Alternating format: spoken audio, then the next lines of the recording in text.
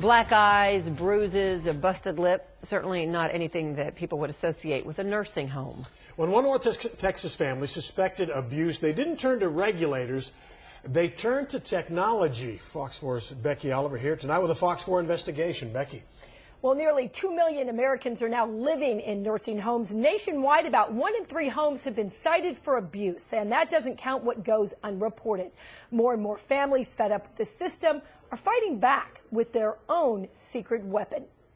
She started having babies when she was 14. At 98, Minnie Graham was a cherished woman. She has great-great-grandchildren. Adored by a large extended family with granddaughters who couldn't stand by when they started noticing bruises. She kept telling us that people were hitting her. Then a black eye, a split lip. Her granddaughters say the Winters Park nursing home in Garland told them Graham fell out of her wheelchair. They didn't buy it, so they installed a hidden camera in her room. Roll over, Annie. Brenna Tiller is the hospice worker who was assigned to Graham. The video shows Tiller pulling Graham up by the arm.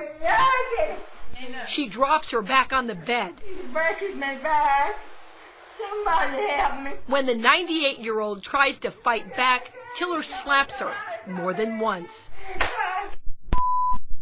When my grandmother's screaming in pain, it's completely disregarded. Tiller uses language we cannot air on TV. She calls Graham ugly and retarded. She mocks her. She also sticks out her tongue, sprays water in her face, and she puts a towel in her mouth she just used to clean Graham's body. I just don't know how people can be so heartless and careless. Clearly it hurt when they pulled on her arm. Clearly it hurts when you yank someone by the hair of the head. And it's not just Tiller. This nursing home employee, who goes by the name Lewis, is extremely rough with the frail 98-year-old. He hits her and appears to pinch her. No compassion at all, no compassion. Graham's family filed a complaint with Garland police, and the grand jury indicted both aides last summer for felony injury to the elderly. But then nothing. Records show police arrested Lewis, but the months ticked by. The court continued his case 13 times, waiting for Tiller's arrest. And they kept telling us, we can't find her, we can't pick her up. Right now, hi, I'm Becky Oliver with Fox 4. But Fox 4 had no problem finding Tiller. Have you seen the videotape? No. Have you watched it? I don't want to.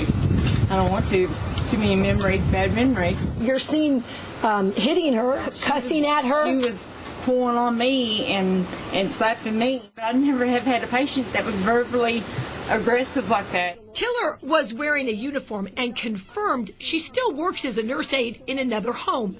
The state's nurse aide registry shows her certificate is valid and she's employable. The same for Lewis. Graham's family also filed a complaint with the Texas Department of Aging and Disability, or DADS, and showed the tape to an investigator. She said, well, I did see what they did to her, and I'm really sorry about that, but, you know, the nursing home didn't know they were doing that, so there's really not a lot we can do to the nursing home. The state substantiated the complaint, but DADS did not cite the home for any deficiencies and issued no fines. Not unusual for the state of Texas. Medicare shows Texas pays some of the lowest fines on average in the country, just under $7 grand per fine. In Washington state, the average fine is about $90,000. Tennessee pays $64,000. Kentucky and South Carolina just under $40,000. And in Texas, if a nursing home agrees to pay a fine and not fight it, 35% is automatically knocked off. Dad's completely let me down. They kept on making excuses. Glenn Frosto and other families are getting so fed up with the state, they're turning to the courts. In a lawsuit, Frosto says his mother suffered from bed sores on her heel and backside, and Pennsylvania Rehab in Fort Worth failed to provide the proper medical care. The bed sores were horrendous. I mean, they were big as a plate. Frosto says it wasn't until after his mother died the state finally paid the nursing home a visit. I said, how come you couldn't have done this when my mom was alive? After his mom's death, state inspectors found Pennsylvania Rehab failed to maintain an infection control program. Records show 16 deficiencies in the past 3 years and 1 $1,600 fine. It just left me appalled. Connie Horsley's family is suing Duncanville Healthcare, claiming a worker dropped Horsley and he hit his head. It says the home should have used 2 workers to move the 75-year-old paraplegic. You're talking about 5 falls totally in a period of 8 months, which is, that's a lot of falls. After Horsley's death, the state found Duncanville was providing substandard quality of care. It's just not right, you know, for people to go through that, what I have went through, you know. Somebody needs to say something. And that's exactly what families across North Texas are doing. Just pushing her head. When Minez Carter's family grew suspicious of bruises, they placed a hidden camera in her room at Heritage Oaks in Arlington. The video shows a nurse aide pulling Carter's hair, pushing her head, and pinching her leg. My heart started racing, and I was horrified, and I was more mad than anything, just to know this is going on with my mother. After Fox 4 aired the video, police arrested Maria Acosta. She's facing felony injury to an elderly. The state investigated, substantiated the complaint, and issued a $137,000 fine. Heritage Oaks paid $90,000 to settle. Heritage Oaks told us the health, safety, and well-being of residents remains a top priority. The company removed the employee from the facility and is cooperating with the investigation. Are you still working in healthcare now? Yes. The day after Fox talked to Brenna Tiller on camera, police arrested her and took her to jail. Winters Park told Fox providing the highest quality of care is top priority.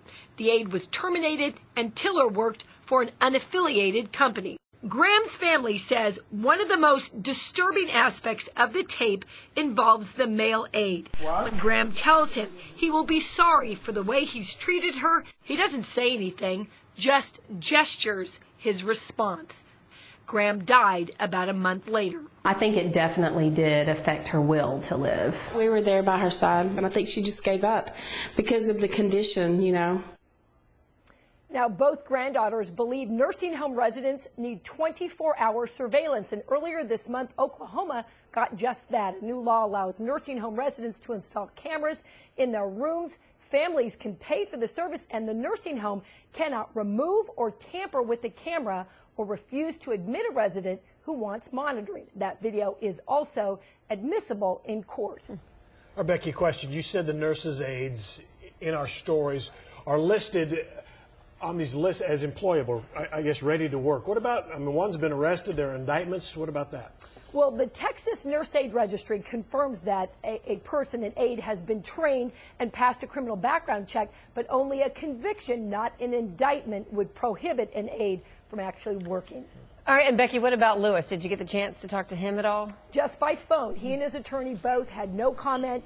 Both Tiller and Lewis have court dates set for later this summer. And you can go to our website, myfoxdfw.com, for more information about nursing home ratings, deficiencies, and fines. The bottom line, that video is so disturbing to look at. Those poor folks being treated that way. It's horrible. All right, Becky Oliver, thank you.